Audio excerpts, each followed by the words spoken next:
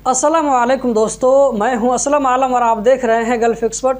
दोस्तों, आप में से बहुत सारे लोगों ने पूछा है, ख़ास करके कतर में क्वारंटीन के रूल को ख़त्म होने के बाद अगर अभी हम कतर जाते हैं तो कतर जाने पर हमको पीसीआर टेस्ट करवाना पड़ेगा या नहीं करवाना पड़ेगा। ख़ास करके आप में से उन भाइयों ने जिनके पास में कतर का आईडी है और वो लोग छुट्टी में घर आए हुए थे। तो आज की इस वीडियो में आप लोगों को कन्फर्म बताने वाला हूँ, क्योंकि कल मेरे एक बहुत ही नज़दीकी रिलेटिव कतर गए हैं जिनके पास में कतर का इकामा है और वो छुट्टी में आए हुए थे। उन्होंने बूस्टर डोज लगवाया हुआ था। तो इस वीडियो को लास्ट तक ज़रूर देखें और वीडियो को आगे शेयर करना मत भूलें। जो लोग वीज़ा लेकर के कतर जाते हैं उन लोगों के बारे में आगे बताने वाला हूँ। तो कल जो बड़े भाई कतर गए हैं उनसे मैंने बात की। उस वक्त वो फ्लाइट में बैठ चुके थे और फ्लाइट जो है उड़ने वाली थी। उनसे पूछने पर पता चला कि उनको पीसीआर या रैपिड टेस्ट की ज़रूरत नहीं पड़ी। वो नेपाल से कतर जा रहे थे कतर एयरवेज के ज़रिए। उन्होंने कहा कि एयरपोर्ट पर सिर्फ बूस्टर डोज चेक किया। आपको बताता चलूँ कि वो कतर से घर छुट्टी में आए हुए थे, उनके पास में कतर का इकामा था और उन्होंने कतर में ही बूस्टर डोज लगवाया था, जिसकी सर्टिफिकेट उनके पास में मौजूद थी। तो इससे पता चलता है कि अगर आप कतर के इकामा होल्डर हैं, आप छुट्टी में घर गए हुए हैं, तो वापस आने पर आपको पीसीआर या ये कि रैपिड टेस्ट की ज़रूरत नहीं पड़ेगी। अगर आप फुल वैक्सीनेटेड हैं या ये कि आपने बूस्टर डोज लगवा लिया है तो। अगर आप फुल वैक्सीनेटेड नहीं हैं तो इस सूरत में आपसे पीसीआर या रैपिड टेस्ट पूछा जाएगा।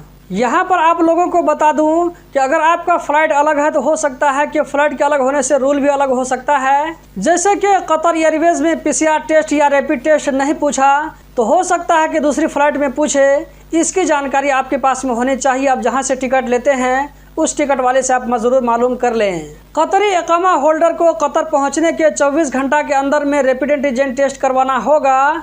ये रूल 6 साल या 6 साल से ऊपर वालों के लिए है। ये बात आपको कतरी हेल्थ मिनिस्ट्री की वेबसाइट पर मिल जाएगा, जैसा कि आप यहाँ पर देख सकते हैं। तो ये बात हो गई कतरी इकामा होल्डर के बारे में। अब हम देख लेते हैं कि जो लोग कतर वीज़ा लेकर के जा रहे हैं उन लोगों के बारे में क्या रूल है। तो जो लोग कतर वीज़ा लेकर के जा रहे हैं तो ऐसे लोगों को जाने से पहले पीसीआर या रैपिड टेस्ट करवाना पड़ेगा। अगर आप पीसीआर टेस्ट करवाते हैं तो 48 घंटा के अंदर में, अगर रैपिड टेस्ट करवाते हैं तो 24 घंटा के अंदर में। कतर पहुंचने से 24 घंटा के अंदर में आपको रैपिड टेस्ट करवाना पड़ेगा और इसकी नेगेटिव सर्टिफिकेट अपने साथ में रखना होगा। कतर पहुंचने के बाद रैपिड टेस्ट या ये कि पीसीआर टेस्ट की बात यहाँ पर नहीं कही गई है। तो जब तक आपको रैपिड टेस्ट या पीसीआर टेस्ट कराने को न कहा जाए तो आप तब तक मत करवाएं।